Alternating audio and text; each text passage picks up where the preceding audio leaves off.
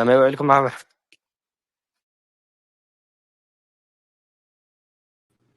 እግዚአብሔር ሰናይ ይመስገን ይነታ ከመይ ይብሎ በልኩም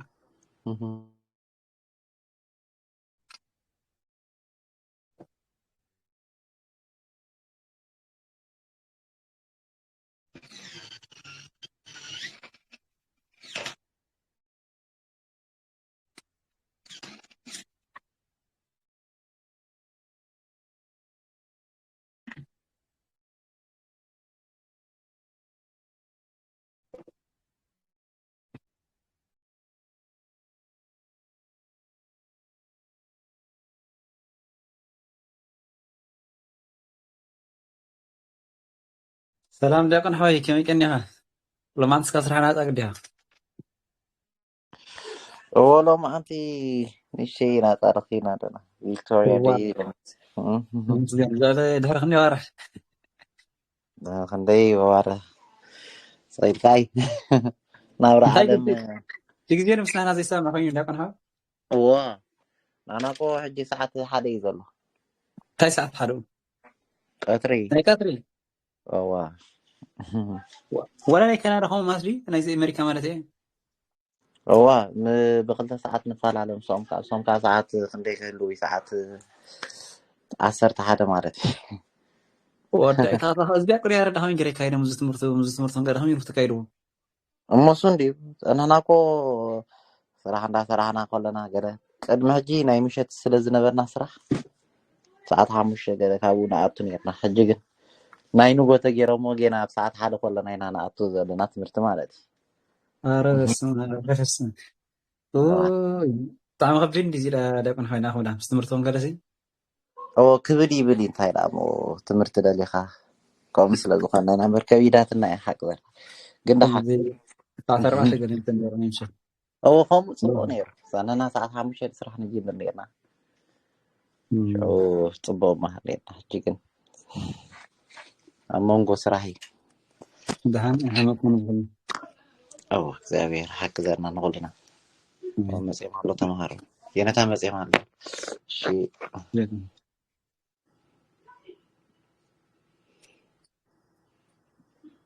بيننا خنزارب صنيحنا ميت غيرنا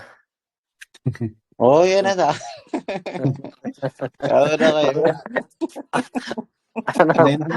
ዲና ዝራብ ሰበይ የነታ ሓደ ግዜ ዲና ዝራብ ሰበይ ሓደ ሰባት ኣለዉ በይኖም እንዳተዛረቡ ይኸዱሞ ሕጂ ከዓ ተተዛረብኩ ዘይትምልሱ እንታይ ኮይኑ ዳ ገሌለ እንኳ ደሓን መፅኹም ኢልና ኢና ንቕለኹም የጋጥም ኣቦ ቀሺ ፀሎት ግበሩልና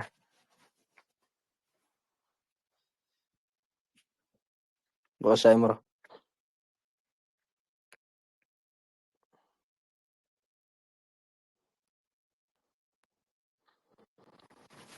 ኣይጣዕመቶም ነላ መስለኒ ቀፅል ኣሮና እሺ በስመ አብ ወወልድ ወመንፈስ ቅዱስ አሐዱ አምላክ እግዚአብሔር አምላክና ንሐዋርያት ምስጢር ጥበቡ ዝገለጽካ ንቅዱስ ያሬድ እውን ጥበብን ዝገለጽካልና ንዓና እውን ክትገልጸልና ቅዱስ ፈቃድካ ይኹነልና ንመሃር ዘበለ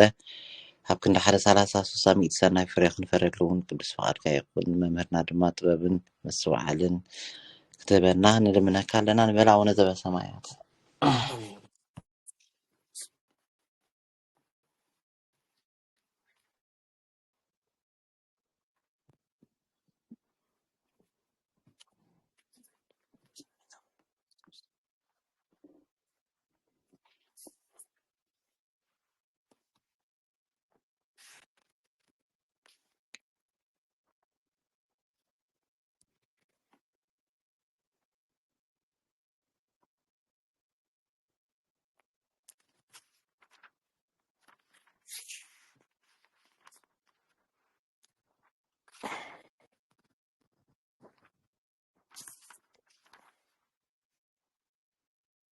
እሺ እግዚአብሔር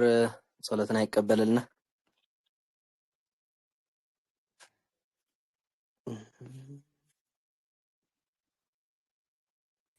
አሜን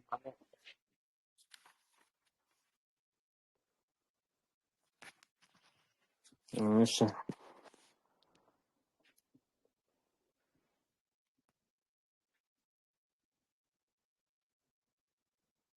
ኧረ ሎማ ኣንቲ እንታይ ኢና ኢልና ነርና ትምህርቲ يسوي ቅኔ ዝረፉ ተባሃልኩም ነርኩም ኣባይ መዓልቲ እኮ ናይ ቅዱስ ያሬድ ተተገልጸልኩም በሎማ ኣንቲ ፈትኑ ዘረፋ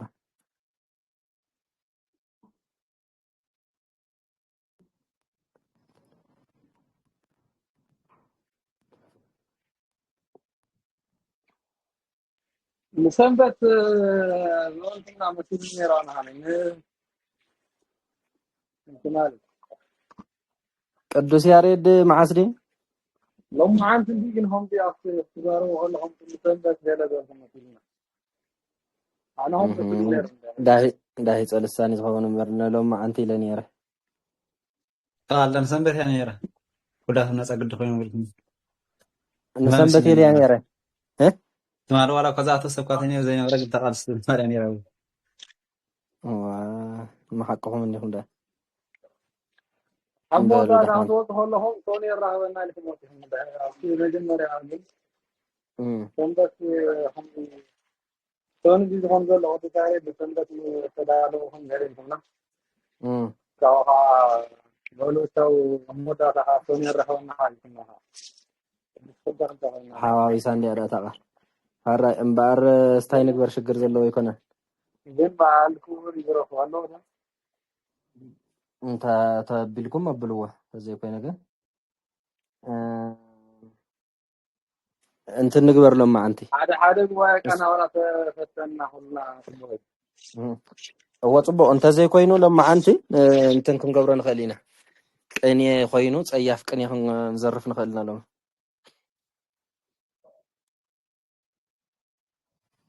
أنا الرمانات جينها እዋይ ይብለልኩም ምሽ ብድሕሪኡ ያው እቲ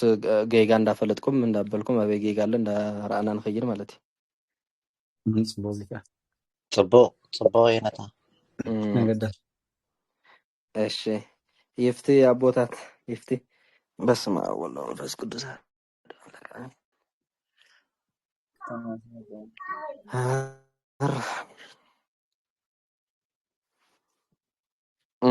በልበል ሓደ ተቐበል እሞ እንዳበልና ጌጋ እንዳረኣኹም ንኸይድ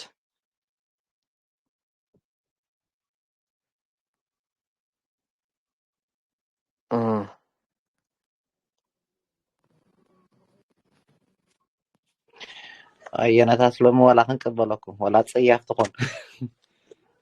ፅቡቅ ብጣዕሚ ስራሕ እንዳሕራ ጥዕመካ ኮይና هراي ሃይማኖተ ህብስት ጥዑመ ሃይማኖተ ህብስት ጥዑመ ሃይማኖተ ህብስት ጥዑመ ይበልዑ ሃይማኖተ ህብስት ጥዑመ ይበልዑ እለ ኢየሱስ ዘርህቡ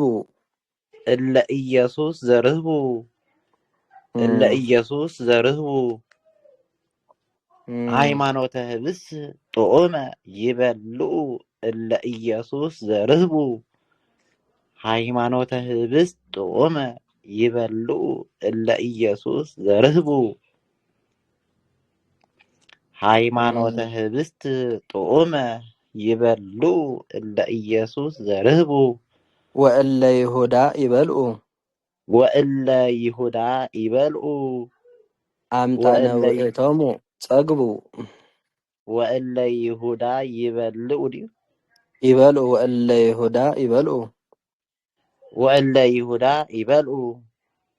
እለ ይሁዳ ይበልዑ ወእለ ይሁዳ ይብልዑ አይደለም ወመጀመሪያ ሃይማኖተ ህብስት ጥዑመ ይበልዑ እለ ኢየሱስ ዘርህቡ ደል ሐቀ ካብ ካልኣይ ቤት ወእለ ይሁዳ ይበልዑ አልበሉም ወእለ ይሁዳ ይበልዑ አምጣነ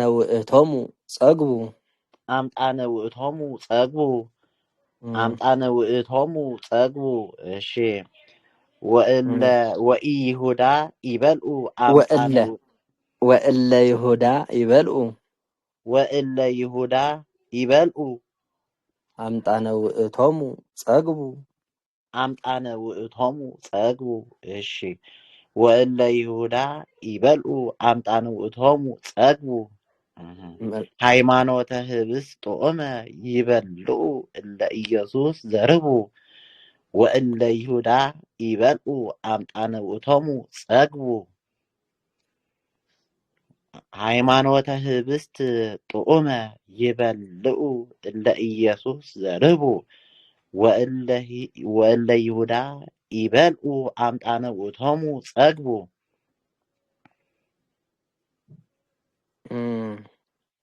ሃይማኖተ ህብስት ጦመ ይበልዑ እለ ኢየሱስ ዘርህቡ ወእለ ይሁዳ ይበልዑ አምጣነ ውእቶሙ ጸግቡ። ተቀበለው። ሃይማኖተ ህብስት ጦመ ይበልዑ እለ ኢየሱስ ዘርህቡ ወእለ ይሁዳ ይበልዑ አምጣነ ውእቶሙ ጸግቡ። ሃይማኖተ ህብስት ጦመ ይበልዑ እለ ኢየሱስ ዘርህቡ ወእለ ይሁዳ ይበልዑ አምጣነ ውእቶሙ ጸግቡ። እሺ መልስ አረፍ። ሃይማኖተ ህብስት ጦመ ይበልዑ እለ ኢየሱስ ዘርህቡ ወእለ ይሁዳ ይበልዑ አምጣነ ውእቶሙ ጸግቡ። ቦ ምስሌነ ቦ ምስሌነ ፈጣሪነ ቦ ምስሌነ ፈጣሪነ ቦ ምስሌነ ፈጣሪነ ዘፈጠረነ ቀዲሙ ዘፈጠረነ ቀዲሙ ቦ ምስሌነ ፈጣሪነ ዘፈጠረነ ቀዲሙ ንብላ ወትረ ንብላ ወትረ እምነ ስጋሁ ወደሙ ንብላ ወትረ እምነ ስጋሁ ወደሙ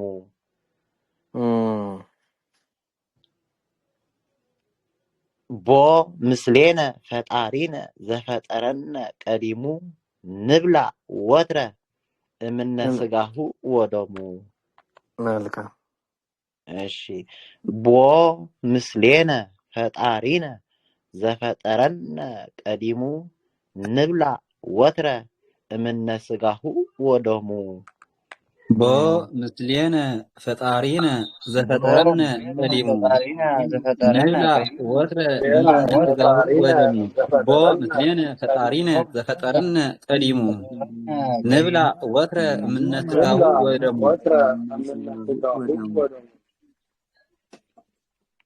ቦ ምስሌነ ፈጣሪነ ዘፈጠረነ ቀዲሙ ንብላ ወትረ ንብላ ወትረ እምነ ስጋሁ ወደሙ። ቦ ምስሌነ ፈጣሪነ ዘፈጠረነ ቀዲሙ ንብላ ወትረ እምነ ስጋሁ ወደሙ። እሺ ካህነ ኢየሱስ ቀደሰ ካህነ ኢየሱስ ቀደሰ ካህነ ኢየሱስ ቀደሰ ቅዳሴ ትንሣኤ ጡመ ቅዳሴ ትንሣኤ ጡመ ካህነ ኢየሱስ ቀደሰ ቅዳሴ ትንሣኤ ጡመ ቀድሶተ ትንሣኤ ቀድሶተ ትንሣኤ እስመ ያፈቅር መቅድመ እስመ ያፈቅር መቅድመ። እሺ እስመ ያፈቅር ቀዲመ መቅድመ እስመ ያፈቅር መቅድመ ካህነ ኢየሱስ ቀደሰ ቅዳሴ ትንሣኤ ጡመ ቀድሶተ ትንሣኤ እስመ ያፈቅር መቅድመ ካህነ ኢየሱስ ቀደሰ ቅዳሴ ትንሣኤ ጡመ ቀድሶተ ትንሣኤ እስመ ያፈቅር መቅድመ። ካህነ ኢየሱስ ቀደሰ ቅዳሴ ትንሣኤ ጡመ ቀድሶተ ትንሣኤ እስመ ያፈቅር መቅድመ። ካህነ ኢየሱስ ቀደሰ ቅዳሴ ትንሣኤ ጡመ ቀድሶተ ትንሣኤ እስመ ያፈቅር መቅድመ። ካህነ ኢየሱስ ቀደሰ ቅዳሴ ትንሣኤ ጥዑመ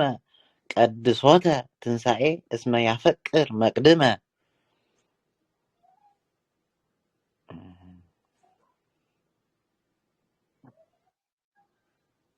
ብሂሉ ለወልድ ብሂሉ ለወልድ ብሂሉ ለወልድ ብሂሉ ለወልድ እትነሳ እሺ ብሂሉ ለወልድ እትነሳ ብሂሉ ለወልድ እትነሳ እምነ መቃብር ንዋም እምነ መቃብር ንዋም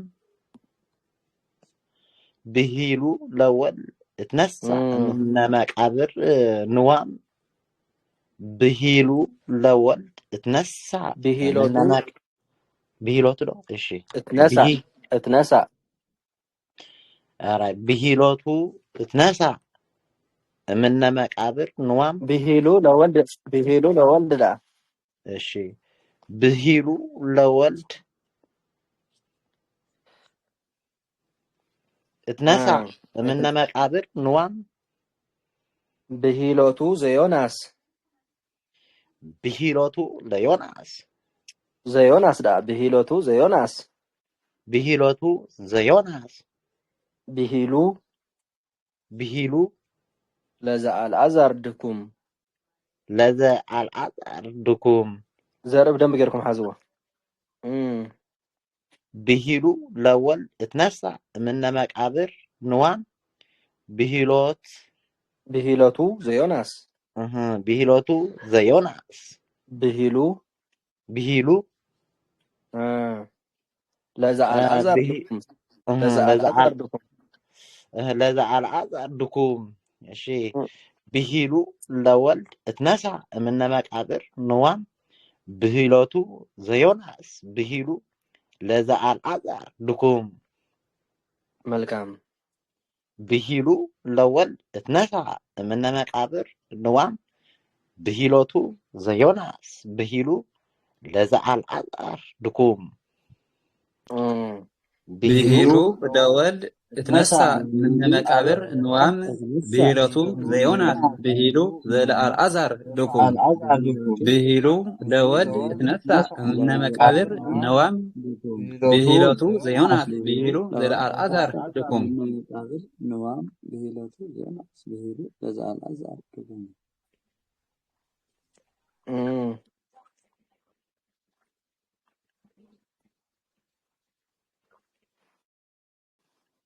መልሶ እሺ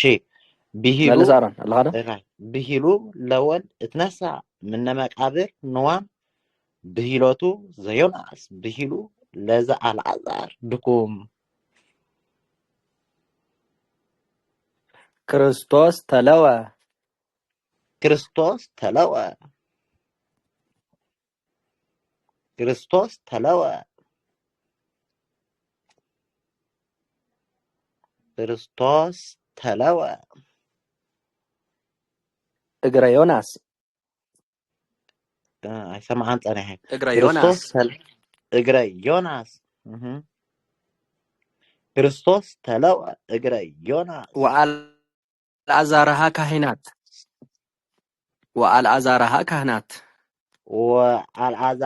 ካህናት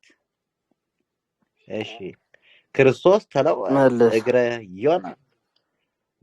ወለዘአልዓዛር ካህናት ዲና ክንብላ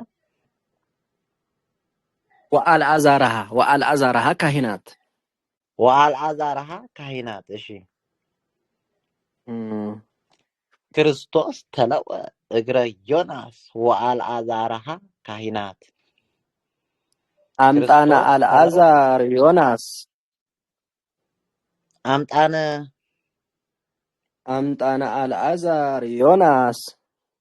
አምጣነ አልዓዛር ዮናስ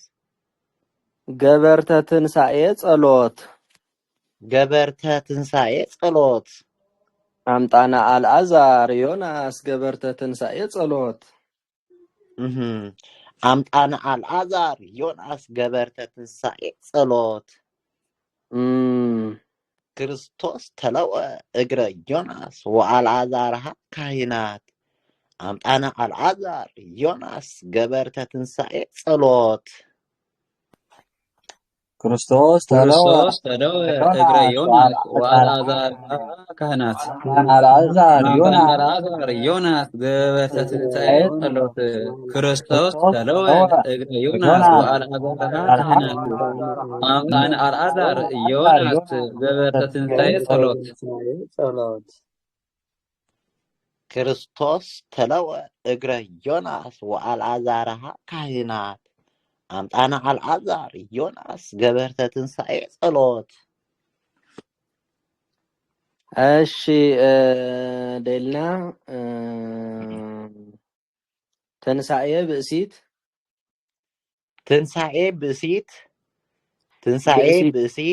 ብእሲተ ባእል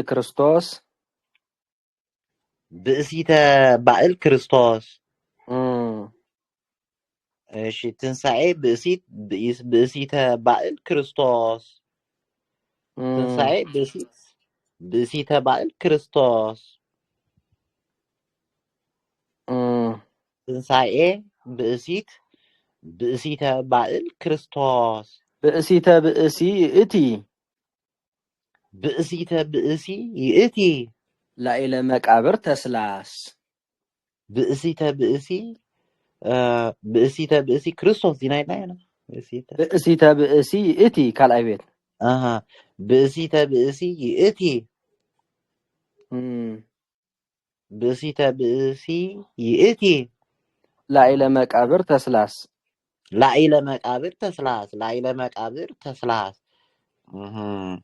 ብእሲተ ብእሲ ይእቲ ላዕለ መቃብር ተስላስ ትንሣኤ ብእሲተ ባእል ክርስቶስ ብእሲተ ብእሲ ይእቲ ላዕለ መቃብር ተስላስ መልካም ትንሣኤ ብእሲተ ባእል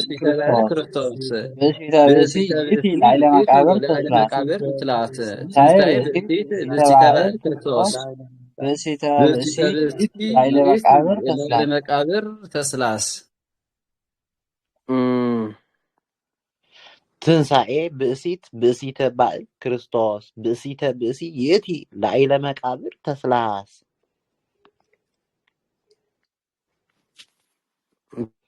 ብጣዕሚ ጽቡቕ እሺ ወስዶ ሃራይ ይሁዳ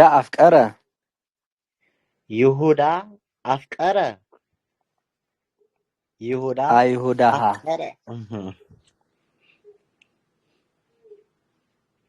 ይሁዳ አፍቀረ እሺ ይሁዳ አፍቀረ አይሁድሃ ይሁዳ አፍቀረ አይሁድሃ ይሁዳ አፍቀረ አይሁድሃ ይሁዳ አፍቀረ አይሁድሃ ነገስተ መከራ ወፍዳ ይሁዳ አፍቀረ አይሁድሃ ነገስተ መከራ ወፍዳ እለ ሐዋርያት ይቤሉ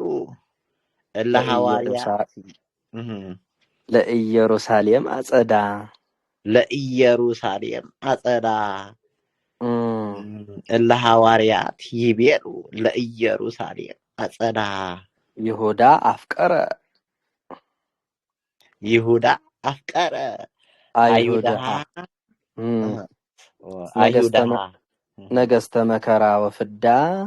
ነገስተ መከራ ወፍዳ ለሐዋርያት ይቤሉ ለኢየሩሳሌም አጸዳ መልካም ይሁዳ አፍቀረ አይሁድሃ ነገስተ መከራ ወፍዳ ለሐዋርያት ይቤሉ ለኢየሩሳሌም አጸዳ ይሁዳ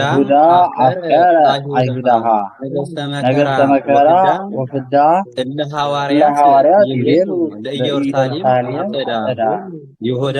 አፍቀረ አይሁድሃ ነገስተ መከራ ወፍዳ إلا إلا حواريات حواريات يبيلو يبيلو لإيرساليم لإيروساليم أتدا أتدا إذا حواريات جلوا لإيروساليم أصدق ይሁዳ አፍቀረ አይሁድሃ ነገሥተ መከራ ወፍዳ እለ ሐዋርያት ይቤሉ ለኢየሩሳሌም አጸዳ ትንሣኤ ሰማየ ትንሣኤ ሰማየ ትንሣኤ ሰማየ ለእርገት ትንሣኤ ሰማየ ለእርገት ተማሃርኩም ወይ ኤልያስሃ ክርስቶስ ኤልያስሃ ክርስቶስ ትንሣኤ ሰማየ ለእርገት ሰማየ ኤልያስ ተግሃ ዝብርኢና ነርና መስለኒ ትንሣኤ ሰማየ ትንሣኤ ሰማየ ለእርገት ኤልያስሃ ክርስቶስ ኤልያስሃ ክርስቶስ ትንሣኤ ሰማየ ለእርገት ኤልያስሃ ክርስቶስ ይእዝየ ወጠነ እምነ መቃብር ሐዳስ ይእዝየ ወጠነ እምነ መቃብር ሐዳስ እምነ መቃብር ሐዳስ ይእዝየ ወጠነ እምነ መቃብር ሐዳስ እሺ ይእዝየ ወጠነ እምነ መቃብር ሐዳስ ትንሣኤ ሰማየ ለእርገት ኤልያስሃ ክርስቶስ ትንሣኤ ሰማየ ለእርገት ኤልያስሃ ክርስቶስ ይእዝየ ወጠነ እምነ መቃብር ሐዳስ ይእዝየ ወጠነ እምነ መቃብር ሐዳስ ትንሣኤ ሰማየ ለእርገት ኤልያስሃ ክርስቶስ ይእዝየ ወጠነ እምነ መቃብር ሐዳስ ትንሣኤ ሰማየ ለእርገት ኤልያስሃ ክርስቶስ ሰማየ ለእርገት ይእዝየ ወጠነ እምነ መቃብር ሐዳስ ትንሣኤ ሰማየ ለእርገት ኤልያስሃ ክርስቶስ ይእዝየ ወጠነ እምነ መቃብር ሐዳስ ክርስቶስ ይዜ ወጠነ እምነ መቃብር ሐዳስ ትንሣኤ ሰማየ ለእርገት ኤልያስሃ ክርስቶስ ጊዜ ወጠነ እምነ መቃብር ሐዳስ ትንሣኤ ሰማየ ለእርገት ኤልያስሃ ክርስቶስ ይእዝየ ወጠነ እምነ መቃብር ሐዳስ ክንደይ በፂሕና ኮንቴይነር شمال ده مش 10 نግበራን ኦ ክርስቶስ ኦ ክርስቶስ ኦ ክርስቶስ ሃይማኖትከ ህብስተ ሃይማኖትከ ህብስተ ኦ ክርስቶስ ሃይማኖትከ ቅድስተ ዲ ህብስተ ዳ ህብስተ ኦ ክርስቶስ ሃይማኖትከ ህብስተ መጥወነ ዮም መጥወነ ዮም ከመ ኢንማስን ግብተ ከመ ኢንማስን ግብተ እሺ መጥወነ ዮም ከመ ኢንማስን ግብተ መልካም ኦ ክርስቶስ ሃይማኖትከ ህብስተ መጥወነ ዮም ከመ ኢንማስን ግብተ ኦ ክርስቶስ ሃይማኖትከ ህብስተ መጥወነ ዮም ከመ ኢንማስን ግብተ ኦ ክርስቶስ ሃይማኖትከ ህብስተ መጥወነ ዮም መጥወነ ዮም ከመ ኢንማስን ግብተ መጥወነ ዮም መጥወነ ዮም ከመ ኢንማስን ግብተ ኦ ክርስቶስ ሃይማኖትከ ህብስተ መጥወነ ዮም ከመ ኢንማስን ግብተ እሺ ኦ ክርስቶስ ሃይማኖትከ ህብስተ መጥወነ ዮም ከመ ኢንማስን ግብተ በመስቀል ብእሲት በመስቀል ብእሲት እምዘከብረ በመስቀል ብእሲት እምዘከብረ ወልደ ማርያም ክቡር ወልደ ማርያም ክቡር እሺ በመስቀል ብእሲት እምዘ ከብረ እምዘ ከብረ እሺ በመስቀል ብእሲት እምዘ ከብረ ወልደ ማርያም ወልደ ማርያም ክቡር እሺ ወልደ ማርያም ክቡር በመስቀል ብእሲት እምዘ ከብረ ወልደ ማርያም ክቡር አምሰጠ ቅድመ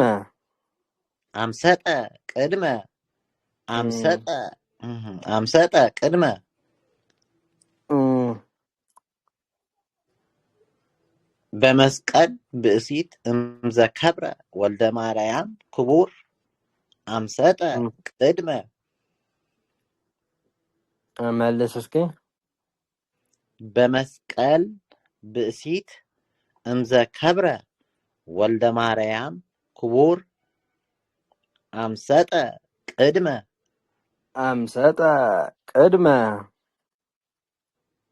እንተ ማቱሳላሰ ዝህር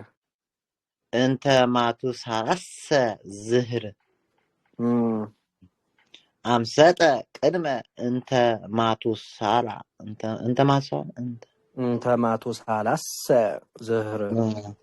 እንተ ማቱሳላሰ ዝህር እሺ በመስቀል ብእሲት እምዘ ከብረ ወልደ ማርያም ክቡር አምሰጠ ቅድመ እንተ ማቱሳላሰ ዝህር በመስቀል ብእሲት እምዘ ከብረ ወልደ ማርያም ክቡር አምሰጠ ቅድመ እንተ ማቱሳላሰ በመስቀል ብእሲት እምዘ ከብረ ወልደ ማርያም ክቡር አምሰጠ ቅድመ እንተ ማቱሳላሰ ዝህር በመስቀል ብእሲት እምዘ ከብረ ወልደ ማርያም ክቡር አምሰጠ ቅድመ እንተ ማቱሳላሰ ዝህር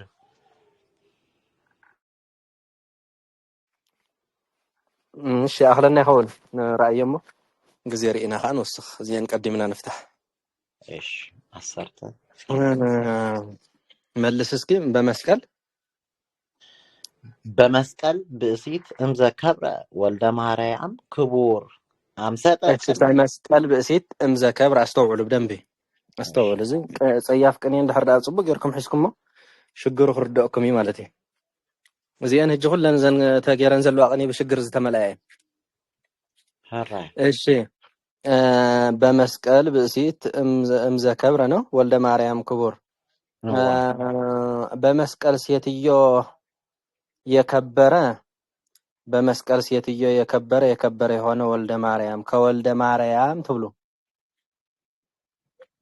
ወዲያውኑ በመስቀል ብእሲት እምዘ ከብረ ዝበለ ማለት እዩ በመስቀል ሴትዮ የከበረ የሆነ ወልደ ማርያም ከወልደ ማርያም አምሰጠ ቅድመ እንተ ማቱሳላሰ ዝህር የማቱሳላ መቃብር ጠላት አስቀድሞ አመለጠ እሺ በመስቀል ብእሲት ዝኸበረ ዝኾነ ክቡር ወደ ማርያም ማለት እዩ ካብቲ ወደ ማርያም እቲ ናይ ማቱሳላ መቃብር ጸላኢ አቀዲሙ አምሊጡ ንብል ኣለና ማለት እዩ ብሓንዚ ርቃቂ ይትረፈና ፀገም ዘሎ ይኮነ ሕጂ ኣብቲ ስታይ ተኩሩ ብልሽት እንታይ ረኺብኩም ካብዛ ቅኔ እዚኣ ካልኣይ በትባይ ተፍቹ ኣምሰጠ ቅድሚ እንተ ማቱሳላሰ ዝህር ዘለ እንተ ማቱሳላ የማቱሳላ መቃብር ጠላት ከዛ ከጠላት ማለት እዩ አመለጠ እሺ ታ መስቀል ብእሲት ብወዲ ተመሲሉ ብጓል ተመሲላ ብወዲ ጥራይ ዝመስል በጣም ጽቡቅ ሓደ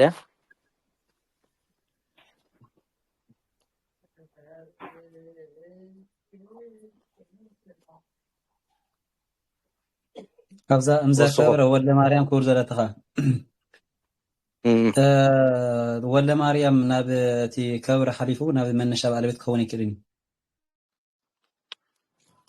ወልደ ማርያም እምዘ ከብረ ወልደ ማርያም ክቡር ዝበለ ማለት እምዘ ከብረ ወልደ ማርያም የከበረ የሆነ ወልደ ማርያም ከወልደ ማርያም እንታይ ከሆነ ይኸንን ሲጂ ፍርቅ ይኸውና ደማት ማለት አንቀጽ ከብረ ኢሉ ሰጊሩና ኸልፈ ይክልን ከብረ ኸልፈ ይክልን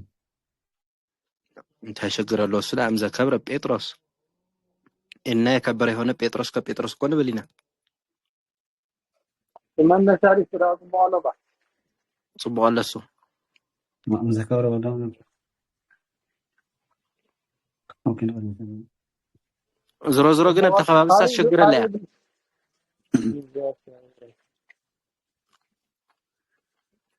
አባይ ሸግረላ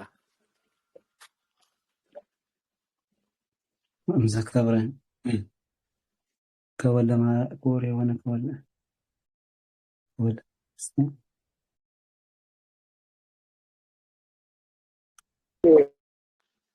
አባዳ ኩቡር አገባብ ሲወድቅባቸው ሳይወድቅባቸው 5-6 ገለዝ ብር ይናኔርና ይናቆ የቀጽል አወዳደቅ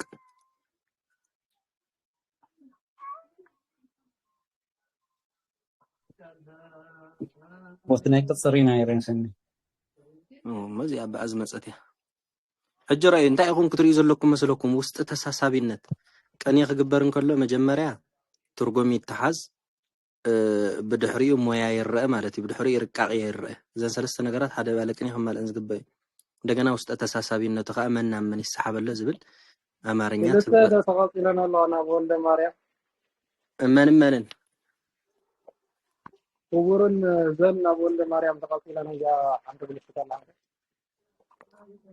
ዘከብራ ኩቡር ተዘለ ጉልተዘን ውስጠዘን ይዝላ ዘከብራ ግልጠዘን ውስጠዘን ሽግር ይውልን ውስጠዘ ያታ ኩቡር ታክቡር ውስጠዘ ያታ ግልጠዚያ እንታ ኮይና ዘይተራየትኩም ዘላ ዓባይ እኮ ዘላው ሽግር ራዩ አማርኛ እሺ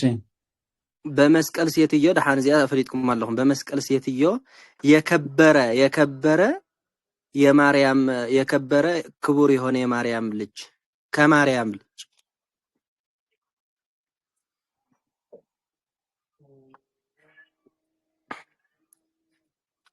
እንደዘክሙ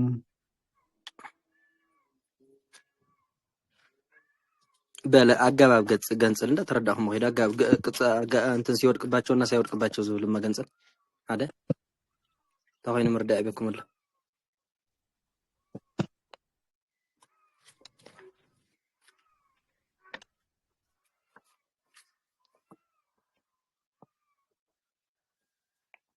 ዝክሮ ወዲሁም በገጽ ከባቢ እንደሌነምበ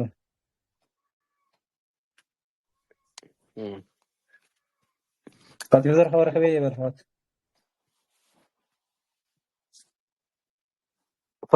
ፈትኑ خالد حساب زدلي በቃ ዝሮፍታ እምዘ ከብረት ዘላሲ አውስ ሽግር ለያ እናታ ሽግር ፍለጥዋ ነቀጸ ወላ ራቁ ተመሄራን ያራረሽ ነው ይምራል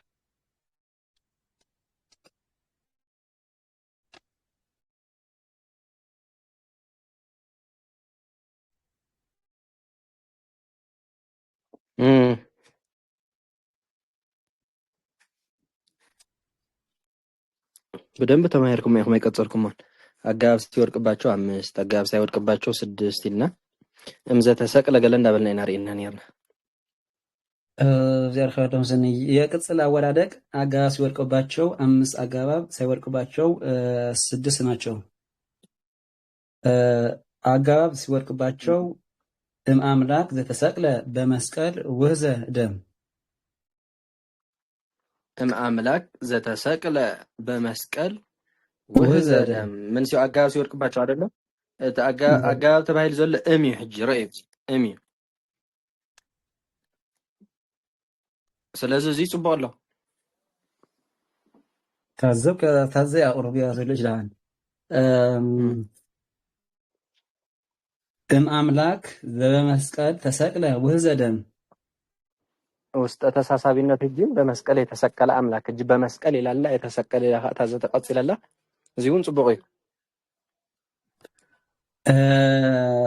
ኦኬ ያላሽ አምላክ በመስቀል ዘተሰቅለ ወዘደም አምላክ በመስቀል ዘተሰቅለ አምላክ በመስቀል የተሰቀለ አምላክ ደም ፈሰሰ። ጥሩ ነው። እንዘ በመስቀል ተሰቅለ አምላክ ወዘደም እምዘ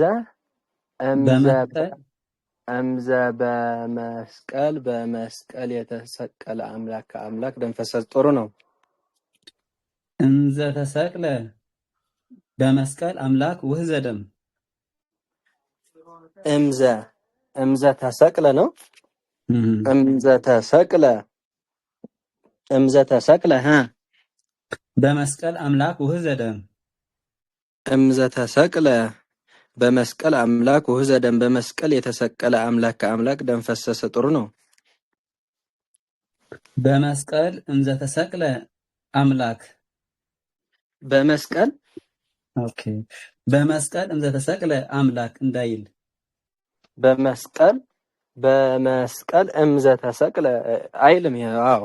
ስህተት ነው። እንዳይል ፍርቅ ነው ይሉ ምን ታይለኩም ነርዚያ እቲ ኦኬ እምዘ ከብረ ወልደ ማርያም ክቡር እምዘ ተሰቅለ አምላክ እጅስ እቲ ኦኬ ቲው ተስ ኦኬ ወልደ ማርያም ስለዚህ ሓደ ኮይነን አላ ተማሃሲዳ በቃ ወዝሮ በተዛዋር መጽሐፍ እኮ ጸያፍ ክትገብራ እንድሕር ኮንካ ዚኣ ክትገብራ ካሊ ይወድቕ 5 6 ይኸውን አጋብ ወዲቁ 5 ጋብ ከይወደቕካ 6 ሕጂ እዚኣ እንታይ ኮይና ኣላ መስለኩም? በመስቀል ብእሲት ዝበለሲ እንታይ ነይራሞ? በመስቀል ብእሲት እምዘ ከብረ ወልደ ማርያም ክቡር እምዘ ከብረ ሕጂ ብመስቀል ዝኸበረት ብመስቀል ውስጠ ተሳሳቢነቱ ናብ ምንታይ ናብ ከብረ እዩ ተረዲኩም ኣላ ከመይኩም ዓይነታ ውስጠ ተሳሳቢነቱ ብመስቀል ሰበይቲ ዝኸበረ ኢና ንብል ዘለና ሓቀይ በመስቀል ሰበይቲ ካብ ዝኸበረ ሰይባሃልን ተረዲኹምኒ በመስቀል ብእሲት ዘከብረ ንኸይንብል መን ከልኪላትና ኣላ መን ፍርቅ ኮይናትና ኣላ ስለዚ እዚኣ ፀያፋ መን እያ ማለት እዩ ፍርቅ ኮይና ዘላ እያ رأيو يرداكم صبو غير بمسقل بسيط بمسقل سبيت زخبره إنا نبزلنا تتقرينيا حجت بمسقل سبيت زخبره زبل وسط تساسابينتنا من يندحر لكم ناب كبرئ تديكم الله ناب كبرئ از السحاب مالتي بوشتو سلازم ناب كبره نخي السحاب من كلكيلو ولا كلكيلو ولا مالتي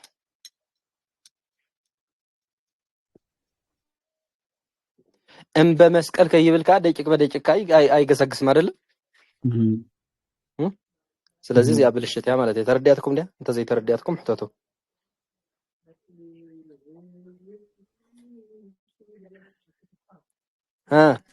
በመስቀል እንተ ተሪፋ ትዕርላ ማለት ነው። በመስቀል ብእሲት ዘከብረ አምላካ በመስቀል ብእሲት ዘከብረ በመስቀል ሴትዬ የከበረ አምላክ እንትን ሆነ ይኸውን ማለት አምላክ ከብረ በመስቀል በሲት ዘከብረ አምላክ ከብረ እንደሐራልካ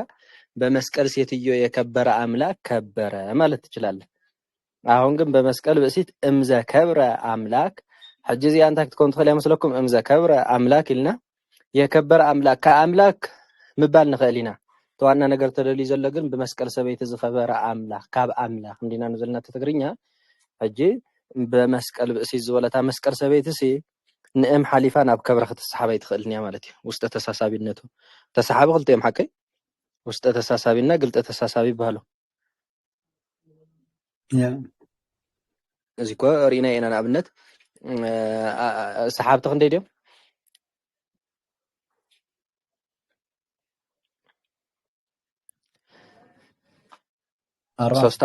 ሶስት አበይት አናቅጽ ዘንድ አንቀጽ ንዑስ አንቀጽ ሳቢዘር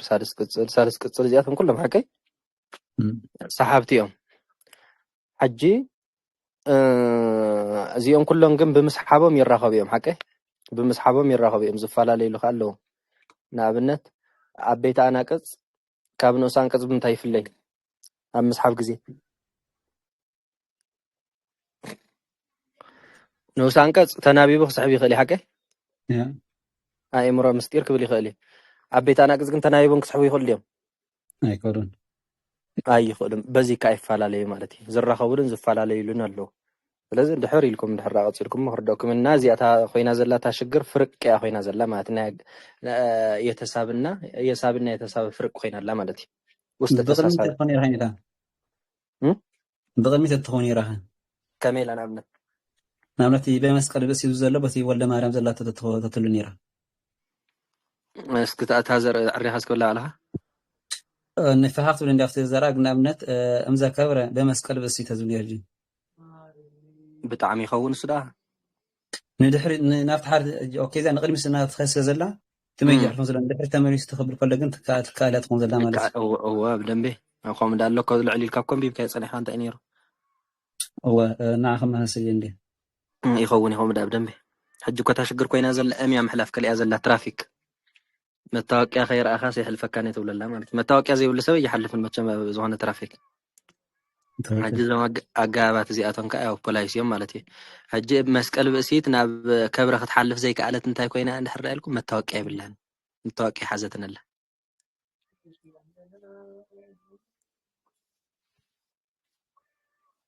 ايش افتخرت بيت كله ورقيقوش أمزة أكرمه أنت ما صار أصدقائي እዚያ ወዲና ደሐቀይ በመስቀል ሴትዮ የከበረ አምላክ የማቱሳላ መቃብር ጠላ አስቀድሞ መለጠ ተራእኩም ለዲ ጽያፋ ካልአይቱ ከዳሐን ዘለ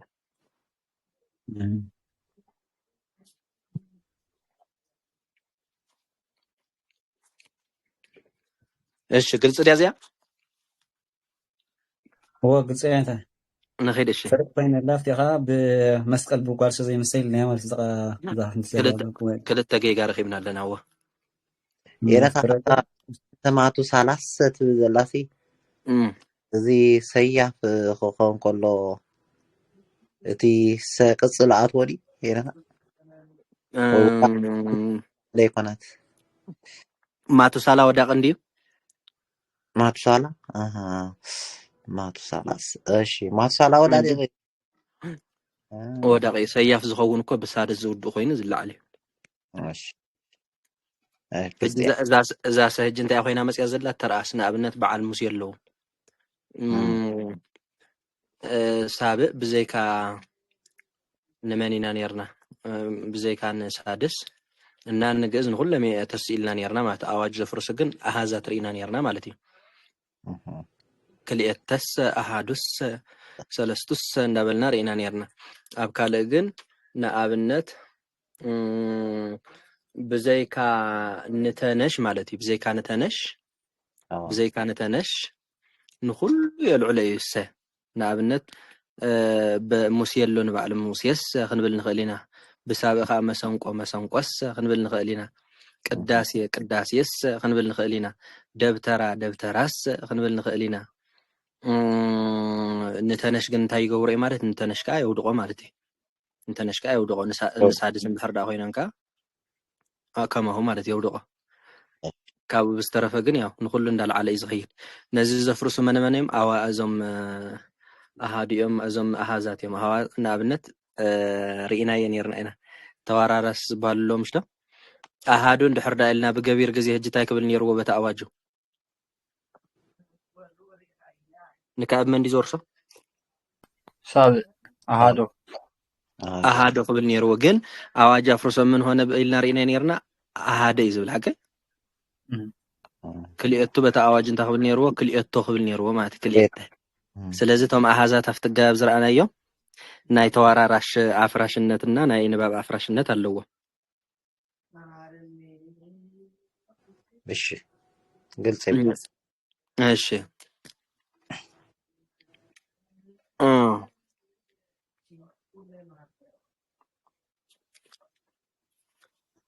نغير تقصيلا زلان رأيه إيشي أو كريستوس هايمانوتك هبسته متون يوم كما إنماسن جبته كما إنماسن يلال بزندم مخلطن بكالأم بزندم يلال جقريلو إيشي أو كريستوس ክርስቶስ ሆይ ክርስቶስ ሆይ እሺ ሃይማኖትህ ህብስተ እንጀራህ ሃይማኖትህ እንጀራ ሃይማኖትህን እንጀራ ሃይማኖትህን እሺ መጥወነ ዮም ከመ ኢንማስን ግብተ መጥወነ ማለት አበና ማለት ዮም ማለት ሎም ማለት ዛሬ ስጠን ድንገት እንዳንጠፋ ማለት ድንገት እንዳንጠፋ ዛሬ እንሰጥ ክርስቶስ እንጀራ ሃይማኖትካ ሎም ሀበና አንደበት ከይንጠፍ እንጀራ ሃይማኖትካ ሎም ሀበና ንብልልና ማለት አብዝኻ ጥፋት ረይ እጅስ ያው ስለ ሰምና ወርቅ ስለ ካለ ስለ ርቃቂ ዘይኮና ስለ አጋቢና ንዛረብ ዘለና ስለ ጥፋት የንታ ቦሽ እታ ሃይማኖትህ ከዘለ ሃይማኖትህ ትሆናለህ ገበያ ተገብሮ ብጣዕሚ ጽብቕቲ ሃይማኖትህ ከወ እዚኣ ሓደ ጥፋት ጽብቕቲ ገቢርና ተገብሮ ማለት እዩ ካልእ ኣብኡ ከባቢ ኣሎ ካልእ ጥፋት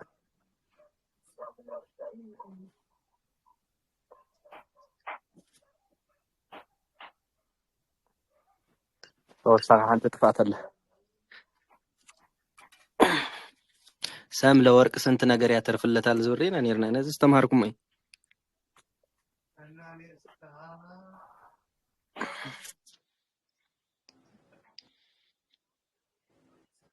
ሃይማኖትከ ዝበለት ሃይማኖትከ ክትብል ነይርዋ ትክክል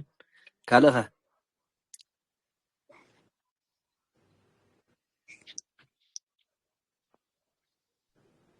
ኣብ ክርስቶስ ከ4 3 ይኸውን ዲኔታ ወይስ ክርስቶስ ችግር የብልን ወክሶስትና 4 ይሆናል እሺ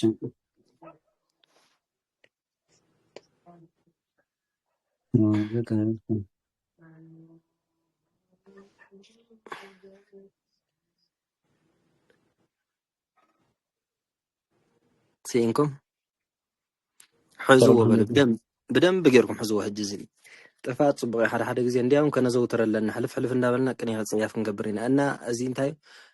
ወርቅ ዘርዚሩ መሰመይ ይመስልኒ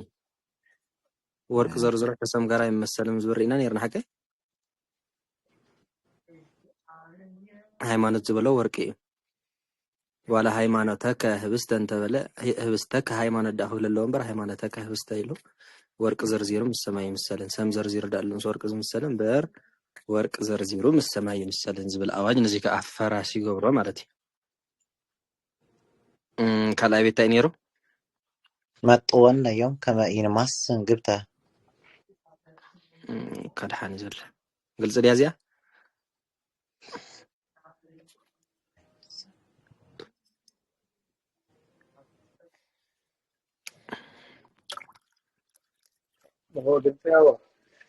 متعم زبو ايش نخيت نرأيها سالسيتي እሺ ትንሣኤ ሰማይ ለእርገት ክርስቶስ ትንሣኤ ሰማይ ለእርገት ነው አዋ እሺ ይዜ ወጠነ እምነ መቃብር ሐዳስ እስኪ ትንሣኤ ሰማይ ለእርገት ምስበልካ ኤልያስሃ ክርስቶስ ኤልያስሃ ክርስቶስ እሺ ይዜ ወጠነ እምነ መቃብር ሐዳስ ይዜ ወጠነ እምነ መቃብር ሐዳስ ትንሣኤ እስኪ ሓንሳብ ዘሪ ትንሣኤ ሰማይ ለእርገት ኤልያስ ትንሣኤ ሰማይ ለእርገት ኤልያስሃ ክርስቶስ ወደ ሰማይ ትንሣኤ ለመውጣት ክርስቶስ ኤልያስ ዛሬ ጀመረ እዚ ወጠነ ምን አዲስ የሆነች መቃብር ከመቃብር ዛሬ ጀመረ ክርስቶስ ኤልያስ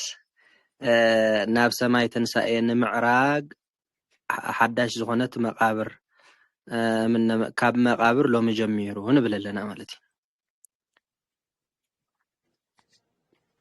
ሕጂ መቸም ረዩ ትንሣኤ ሰማይ ለእርገት ኤልያስሃ ክርስቶስ ክትብል እንከለኻ መቸም ዘይተማሃረ ክሰምዐካ ከሎ ዕልል ክብለልካ ይኽእል እዩ ዝተማሃረ ክሰምዐካ ከሎ ግን ይስሕቀካ ማለት እዩ ዲስኹም ያው ተማሂርኩም ወዲኦም ስለ ዝኾንኩም ጸያፍ ብደንብ ክትከታተሉ ክትክእሉ ኣለኩም ቅንያ ክትገብሩ ከለኹም ዝገጠመልካ ኣይኮነን ዝግጠም ናብዚኣ እንታይ ትረኽቡ ኣለኹም እስከ ረእዩ ትንሳኤ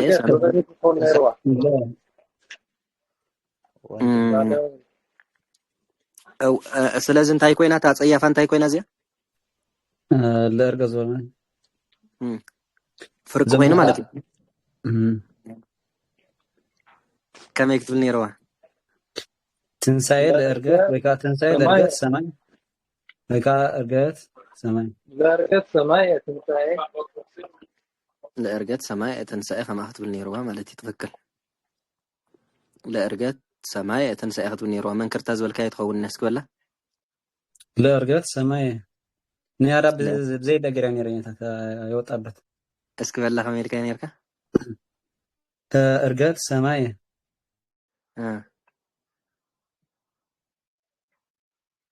ትንሳኤ ትንሳኤ ኣብ ቅድሚት እንያ ዘላ እቲ ኣብ ቅድሚት ጌርካ እስቲ ኣብ ድሕሪት ገብራ ድዩ ኣይትኸውን ጠቕላላ ለምሳሌ እንዲ ሰማይ እርገት ለመውጣት ስለ ዝኾነ ሰማይን እንደገና እዚ ከዓ ዝበኣሰ ኢኻ ቢልካዮ ዘለኻ ማለት እዩ ኣብ ማእኸል ለእርገት ስለ ዘሎ ክምሰለ ኣይኽእልን ስለዚ እታ ትክክል ለእርገት ሰማይ ትንሳኤ ሰማይና ትንሳኤ ምሳሌ ስለ ዝኾነ ማለት እዩ እሺ ትንሳኤ ሰማይ ለእርገት ኤልያስሃ ክርስቶስ እሺ ካልኸ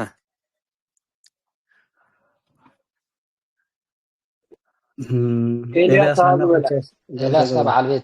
በዓል ቤት ከሎስ ከም ክስታይ ኮይኑ ከም ተገብሮ ኮይኑ ከም ክስታይ ኮይኑ መፅሎ ገቢርና ተገብሮ ኮይኑ ማለት እዩ ብጣዕሚ ፅቡቅ ኤልያስ ሃ ክርስቶስ ስለዚ ከመይ ክብል ነይርዎ እዚ ዝተኻኸል ከሎ ኤልያስ ክርስቶስ ወይ ከዓ ኤልያስ ክርስቶስ አይደለም በዓል ቤት ኮይኑ ያው ተገብሮ እዩ ዝኸውን ኤልያስ ክርስቶስ ክብል ነይርዎ ማለት እዩ ፅቡቅ ብጣዕሚ ኤልያስ ሃ ክርስቶስ ትንሳኤ ሰማየ ፍርቅ ኮይና ኣላ ለናቱ ትንሳኤ ሰማይ ውስጥ ተሳሳቢነቱ ናብ እርገት ስለ ዝኾነ ለኸ ክሕልፎ ይኽእል ኢና ከም ጣዕንቶ ዝረኣና እምዝኽል ከለና ማለት እዩ እዚ እውን መታወቂያ ይብሉን ስለዚ መታወቂያ ክህልዎ እንድሕር ኮይኑ ለእርገት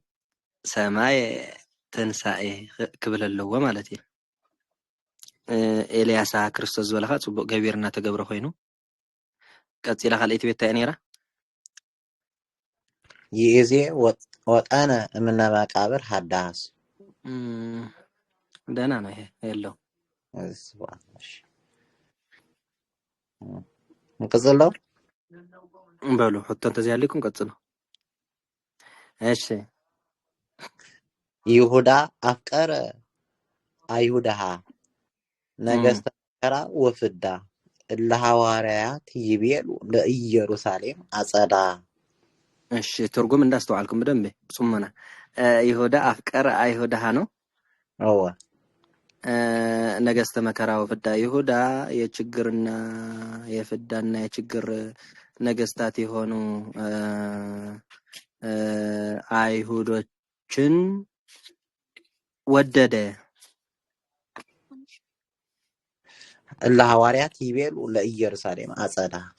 የኢየሩሳሌም አዳራሽ በአዳራሽ እና ሐዋርያት ይላሉ ይሁዳ ሲ ነቶም ናይ መከራና ይፍዳን ነገስታት ዝኾኑ አይሁድ አፍቂሩ እቶም ሐዋርያት ይብሉ አበይ ናይ ኢየሩሳሌም አዳራሽ አበዳራሽ ማለት እዩ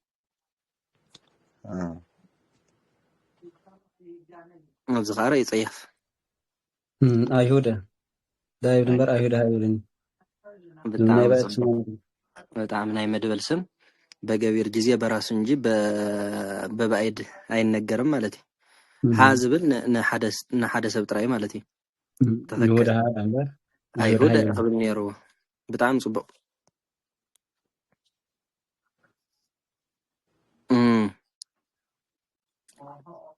ነገስተ መከራ ወፍዳ ካልክለዋ እሺ በደንብ እንበር ይሁዳ አፍቀረ ይፈልክታ ነገስተ መከራ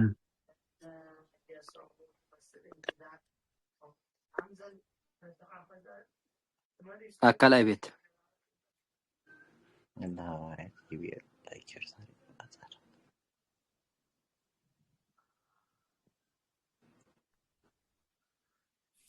አይዛችሁ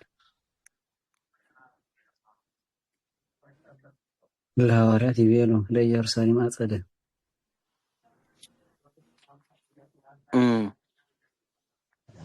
እቹ ባይታ እነ ሐዋርያት ይላሉ። የኢየሩሳሌም አዳራሽ በአዳራሽ እነ ሐዋርያት ይላል። እና ኢየሩሳሌም አዳራሽ በዓል ሐዋርያት ይብሉ ማለት ነው። ሐዋርያት ይብሉ። ኦኬ ለኢየሩሳሌም አጸደ አው ችግር የውድ ዘርፍ ደፊስ ችግር አብተል ሐዋርያት ይዘላ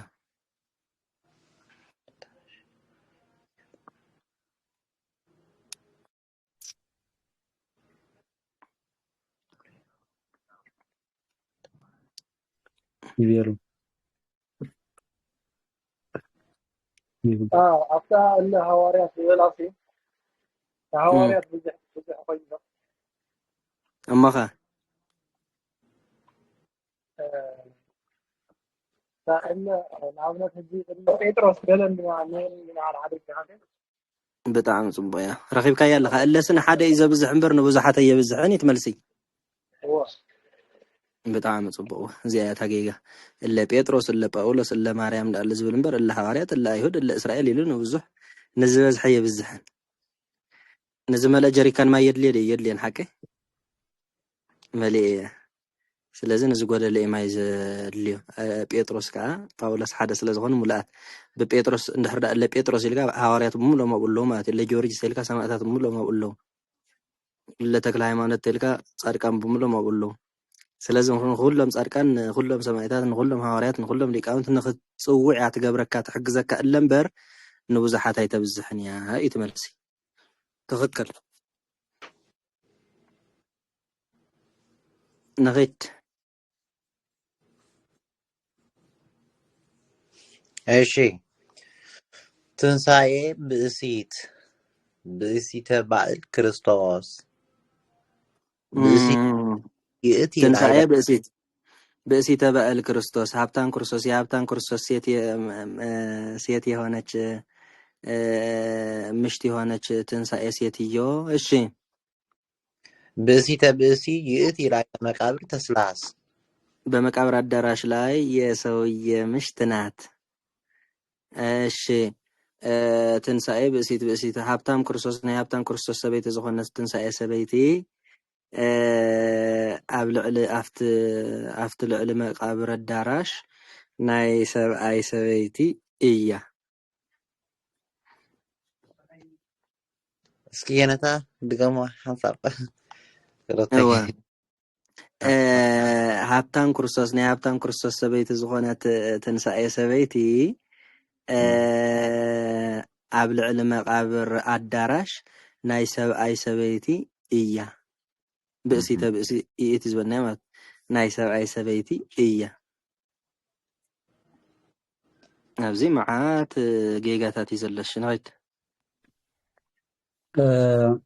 ሰሚዕታ ዛና ሰብኣይ ሰበይቲ ናበይ ገጸ ናይ ሰብኣይ ሰበይቲ ናበይ ገጸ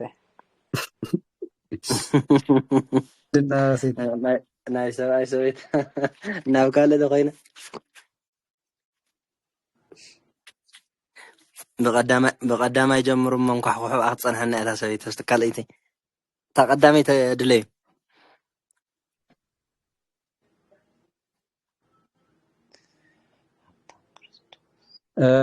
كلتي سمع خناوي كرين زلو خبراتهم بستبعد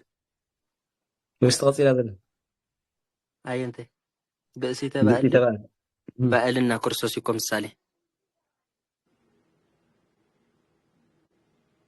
بقال مس كورسوس مسالي تمثيلنا يتنسى زرفوكي بس كان يغطي الشيء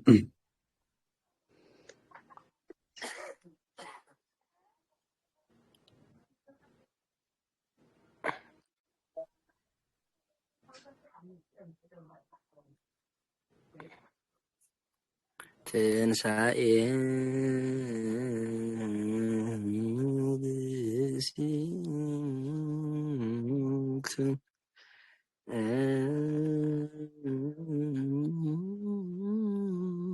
نجوم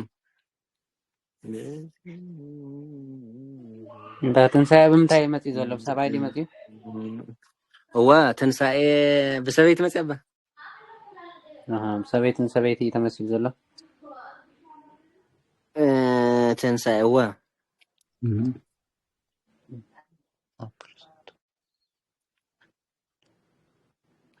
بقى ده حنزي تملسوا خلا أبكالي استرأيتكم ممسو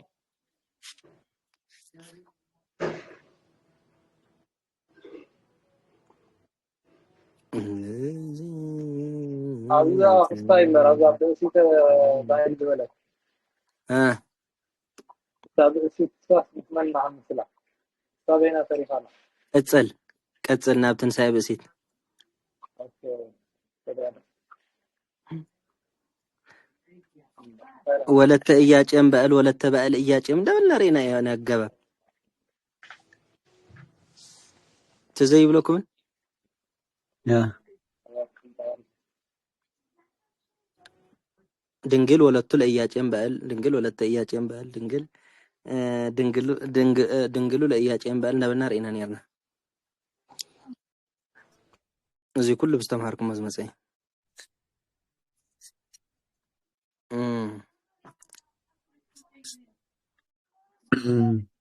تازر لمقابر تسلاس يمشاكي كاليتي لا إلى مقابر تسلاس هو مقابرنا الدراش مثالي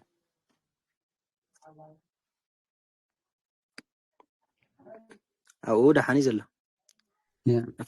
أتقدمي عبي شجر زله سنسأل أسيت الكريستوس جوا ولما الذي أتمثل إيش يا مثلا يعني تأثيركم ما كده يا ندى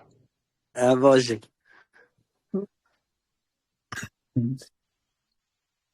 بقسيت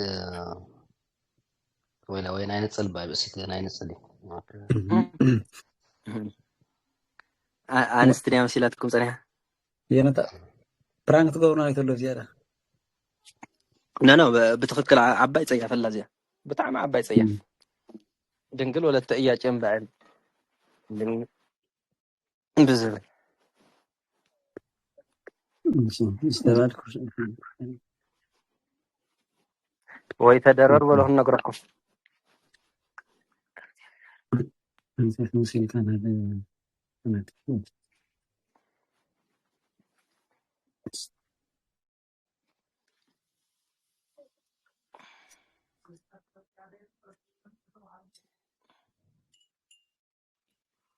بس جرى يعني تضرر بقى هو بمنتاي سعادات أفريز ما سيوي تقيت زلزلة ايش انتي كوينا الذي امثلكم تنسى بأسيت بقى الكريستوس اللي حكي بقى لنا كريستوس مثالي حكي يا سمجنت كوينا الله تردي هون بأسيت سامي بقالون سامي سلازي سمنا ورق 5 كل ورق ده قال لهم ظرف زخون بر سم ظرف يخونني انها ما كتب نيرو استغفل كلا تنسى بأسيت كريستوس بقى كتب نيرو سم زرف كوينا تغطي لازلون تمثل هون كده هو نساون سم سلازخونت بقالون سم سلازخونه ያው ሰምና ሰማይ ይዘረፈኒ ሰምጭነት ይባል ዘይ ሬና ነርናና ወለተ እያጨም ባለብዝ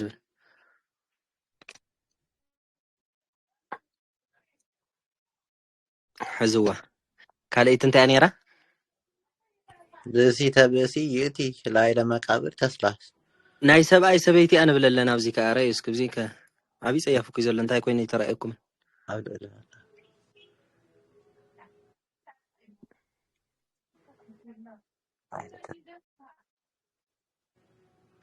دحان ጊዜ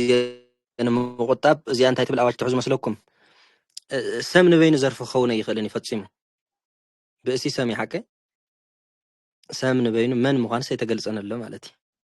ሰም ንበይኑ ዘርፍ ክኸውን ከም ዘይኽእል ያው ተዘይረሲዕኹም ነጊረኩም ነይረ እናታ ፀያፍነታ እዚኣ ከዓ እሳያ ማለት እዩ ሰብኣይ መን ምዃኑ ይተገልፀን እሱ ጥራይ ዘይኮነ ከዓ ሰም ንበይኑ ከዓ ምሳሌ ከይሓዘ ንበይኑ ዘርፊ ይኸውንን زبل أواج حزوز كاتن سائي بئسيت بئسي إثي لا إلى مكابر هداس كالي ندحاني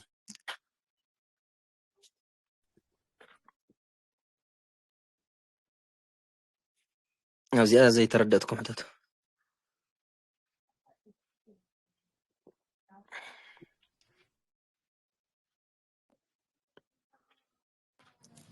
ماشي نغير بال نغير أرونا أراي ክርስቶስ ተለወ እግረ ዮናስ ወአልዓዛርሃ ካህናት አምጣን አልዓዛር ዮናስ أراي أمطنا العذار يوناس ግብርተ ትንሣኤ ጸሎት جبرت تنسى ጸሎት እሺ ክርስቶስ ተለወ እግረ ዮናስ ወአልዓዛር ካህናት ነው ክርስቶስ የዮናስና የአልዓዛር ቄሶች እግርን ተከተለ አምጣና አልዓዛር ዮናስ ገበርተ ትንሣኤ ጸሎት ዮናስና አልዓዛር ትንሣኤ ጸሎትን የሚያደርጉ ናቸውና እሺ ክርስቶስ ናይ አልዓዛር እና ዮናስና ቀሽቲ እግር ተከቲሉ ማለት እዩ ይሄን ምንታይ ተተባለ አልዓዛርን ዮናስን ጸሎት ትንሣኤ ናይ ጸሎት ትንሣኤ ይገብሩ ስለዝኾነ ማለት እዩ ገበርቲ ጸሎት ትንሣኤ ስለዝኾነ እሺ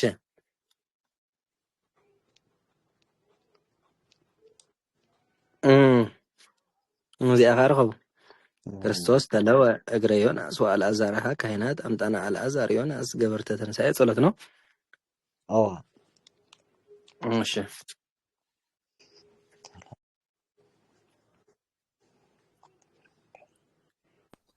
تا ዮናስ አልዓዛርሃ ዝበለታ ገቢር እንተገብሮም ከ ከመይ ክትብል ነይርዋ አልዓዛር እግረ ዮናስ ወአልዓዛር ካህናት ትክክል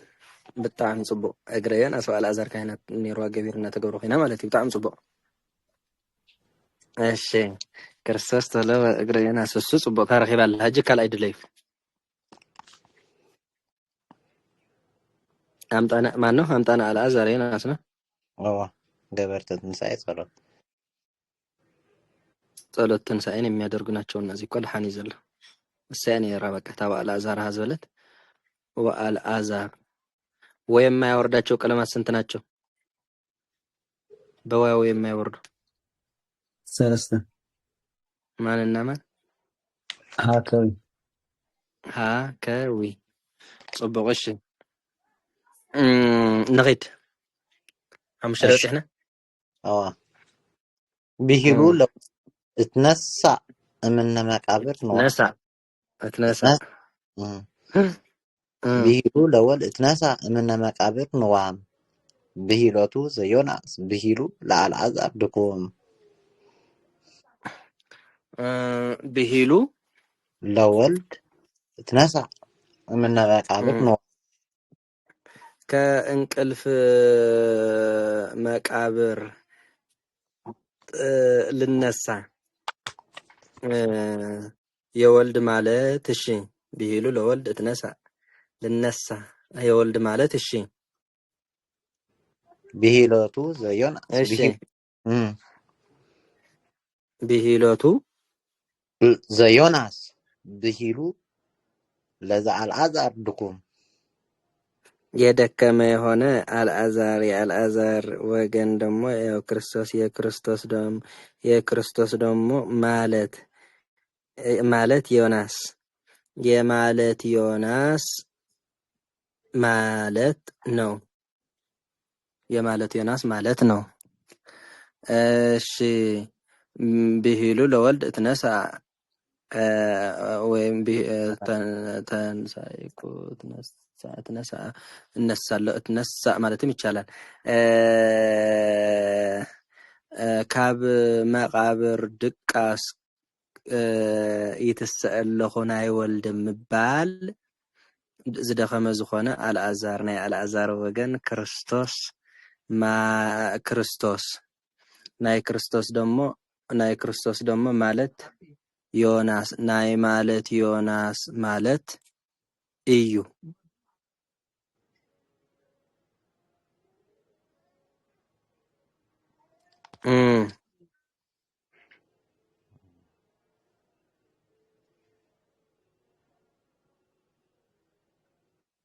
انت حسب ستلقى تخاليتي بهيلوتو دي بهيلوتو زي يوناس إلو بهيلو لالعذار دكو እሺ ደከመ አልዓዛር ለዘ ዝበለ ማቲ አልዓዛር ደግሞ ኢየሱስ ማለት ኢየሱስ ማለት ደግሞ ዮናስ ማለት ነው።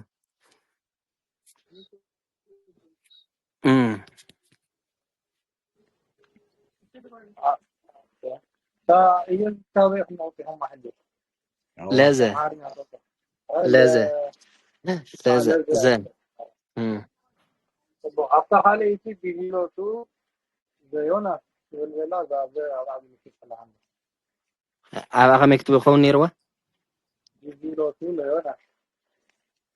بهيلوتو ليونا أسكت بالنيروا مالتي تفكر إيش كالخة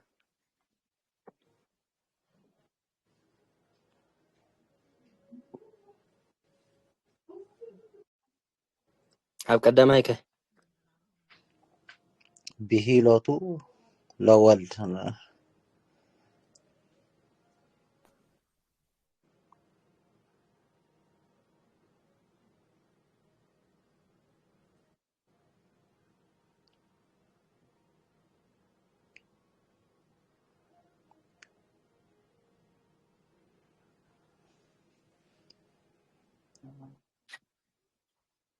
فتنجو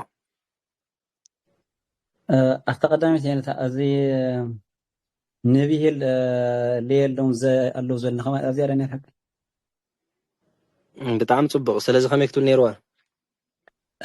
بهيل زولد بهيلو لولد نازل نحكي أزياء تقام أزولة عواجاوة نت مجمرتها بهيل أنت يبلون لا يبلون نت كال أي بهيل كأنت يبلون بهيلوت كأنت يبلون زي يبلون تبل عواج مالت تا حنتي إذا قدامي تزول ربو مالت بهيلوتو زي ناس زولت أي يبلون بهيلوتو ليه ناس مالتي زي أخا حج من كرتو هذا الغزا بهيلو لول زولت بهيل زولد اختبل نير واي كال أخا أكل أي بيت أكل أي بيت تازر زلا الأزر زلت لز الأزر لزع الأزر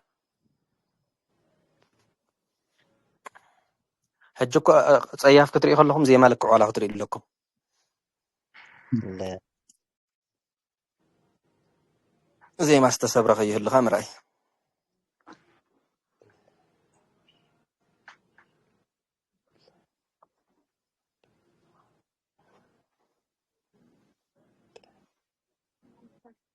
لا مال سلام سكزري كل ده حنا لزري سكزي مالك عرأي وسكزي أبزي ما سكري زي ما صياف مش غين الله هنا تلا زعل عذار كبر كله لزع الأزر كنت كينا عمشته الأزر 4 دي لين زين توصل شو تشيسو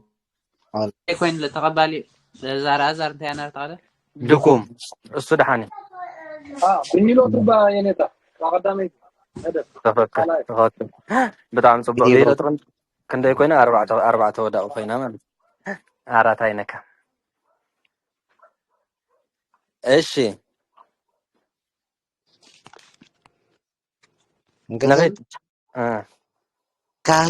ካህነ ኢየሱስ ቀደሰ ቅዳሴ ትንሣኤ ጦመ ቅድሶተ ትንሣኤ እስመ ያፈቅር ቅድሶተ ትንሣኤ እስመ ያፈቅር መቅድመ እሺ أجزيك بدن بقى تحزلو من علامات انتايدي زين قبر زلنا أنا مفليت بيلندي كتتشز دليا سوزي أورد صبيلو وا ريحان دو قدسات زي ما سيروا فلي حدث الناس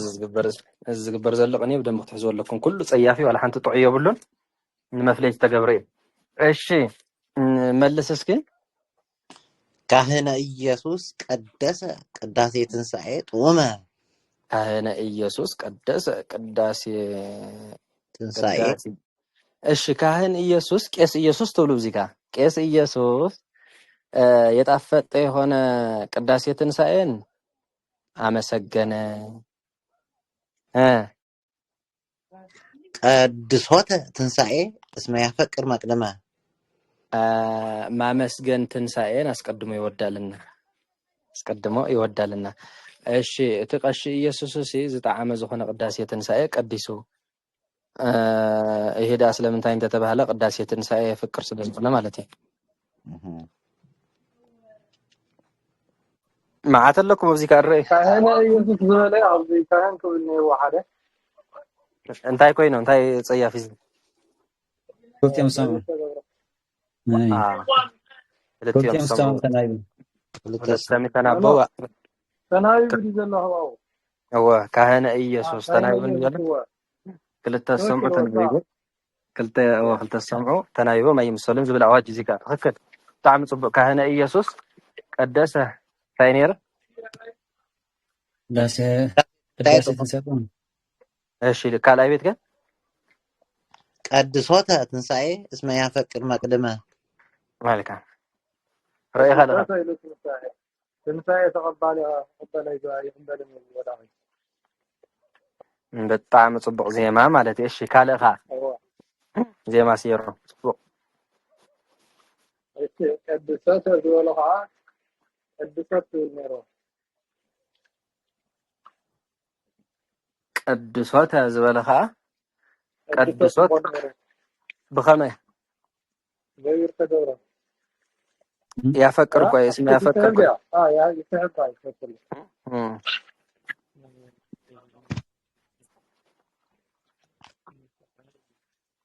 مقدمة زولة انت كويس زي ما سيرو الله طبعا لا ولا حد اسمه يفكر لي حتى حنا هو كلا لا كلا بيتري هو كلا بيت عبد يفلا بك آئمرات قدسات قتل قتيلات باركو تلنا رينا نيرنا نسانقص أواج أزي صبغ هابتنا نسانقص أواج حدا لبهيل نتقدم أنقص لبهيل ليلهم نتقدم أنقص ليبل نتخلى أنقص كذا يبل مالت نقدم أنقص زي زلوا نخلى أنقص لي زلوا زبل أواج تفكر كلا أواج كذا عبان نسانقص تاجا ما يركم نيركم حانتي بينات ودت حانت تناي باتريات ودت ولا تناي ماني تايرانير يفكر ስለዚህ ያ ቀድሶት ካልእተ ንኡስ አንቀጽ እንዲ ሓቀ ካልኣይ ንኡስ አንቀጽ እንደይኑ ኣይወድቕን ዝብል ኣዋጅ እዚ ከዓ ጽቡቕ ብጣዕሚ እሺ ንኸይድ በይኑ ኣይወድቕ እሺ ቦ ምስሌነ ፈጣሪነ ዘፈጠረነ ቀዲሙ ንብላ ወትረ እምነ ስጋሁ ወደሙ ቦ ምስሌን ዘፈጠረን ማን ነው? ቦ ምስሌን ፈጣሪን ዘፈጠረን ቀዲሙ አስቀድሞ የፈጠረን ፈጣሪያችን ከኛ ጋር ይኖር ዘንድ ንብላ ወትረ እምነ ስጋሁ ወደሙ ከስጋውና ከደሙ ሁሌ እንብላ እቲ አቀዲሙ ዘፈጠረና ዝኾነ ፈጣሪና ምሳና ንኸወለሲ ካብ ስጋው እንደምን ኩሉ ግዜ ንብላ ንብለለና ሙዚቃ ማዓት ፀያፍ ይዘሎ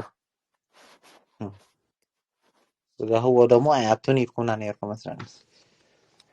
ትክክል እንታይ ኮይናሞ ምን ስጋሁ ወደሙ ጸዲዮ ደንተ ጸዲዮ هو ትክክል ሓደ ጸዲቁ ካልኸ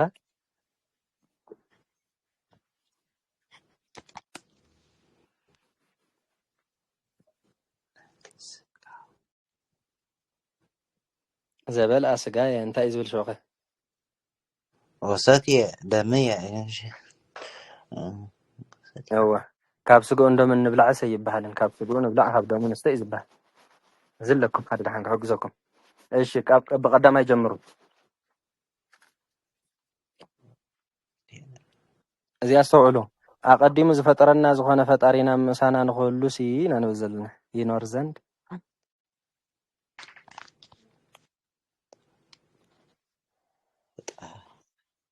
ኬነታ ትርጉም ታፎች ታጅ ዝልኩም ነው አስቀድሞ የፈጠረን የሆነ ፈጣሪያችን ከኛ ጋር ይኖር ዘንድ ሁሌ ከስጋውና ከደሙ እንብላ ይኖር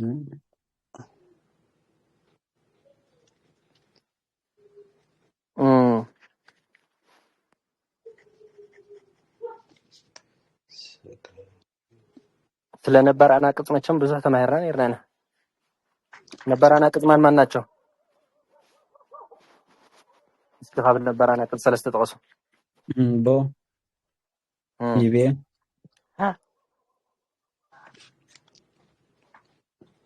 ውእቱ እንዳበልና ርኢና ናይዚኦም ባህርያት ካርኢና ነርና ኢና ማለት እዩ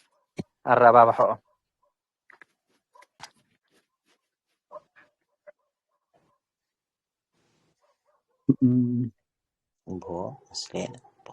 ኦኬ ኣብ ናይ ነባር አንቀጻት ዘንድ የብሎም ኢልና ነርና ብጣዕሚ ጽቡቅ ይበል ነበር አናቅጽ ብዘንድ ይፍትሑን እዮም ማለት እዩ እንታይ ዳሎ ቀዳማይ ካልኣይ ትእዛዝ ጥራይ ኣለዎም ማለት እዩ ትክክል በጣም ጽቡቅ እሺ ካልኣይ እኳ ድሓን ከምቲ ዝበልኩኹም ኩሉ ግዜ ካብ ስግኦ እንደምንብላ ኢና ንብልና ፀዲቑኹም ትያሬድ ዝበሎ እንደገና ከዓ ካብ ስግኦ እንደምንብላ ኣይባሃልን ካብ ስግኦ ንብላ ካብ ደም ንስተ እዩ ዝበሃል እሺ አይባልን እሺ ሃይማኖተ ህብስት ጦመ ይበሉ እለ ኢየሱስ ዘርህቡ ወእለ ይሁዳ ይበልኡ አምጣነ ውእቶሙ ጸግቡ ሃይማኖተ ህብስት ጦመ ይበሉ እለ ኢየሱስ ዘርህቡ የተራቡ የሆኑ እነ ኢየሱስ ሃይማኖተ ህብስት ጦመ የጣፈጠ የሆነ ሃይማኖት እንጀራን ይበላሉ ወእለ ይሁዳ ይበልኡ አምጣነ ውእቶሙ ጸግቡ እነ ይሁዳ ግን አልበሉም እነሱ ጠግቧልና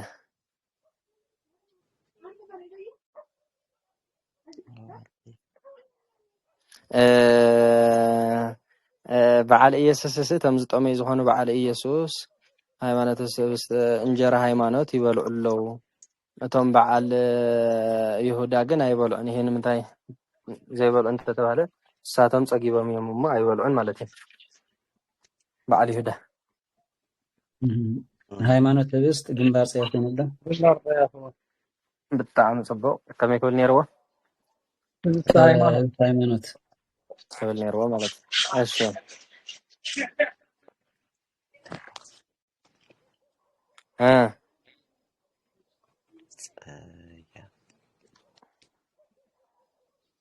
ሃይማኖተ ህብስት ይበሉ ዲያ ሃይማኖተ ህብስት ጦመ ይበሉ ዋይ እዚኣ እኳ ጽቡቅ በቃ ግንባር ፀያፍ ጥራይ ካልእ ወላ ሓንቲ የብላ ብጣዕሚ ጽቡቅ ሃረ ካልእ ሕቶ እንተዘይብልና ያው ጥዑይ ቅኔ ከዓ ሓደ 3-4 ጉባኤ ቀና ክንገብር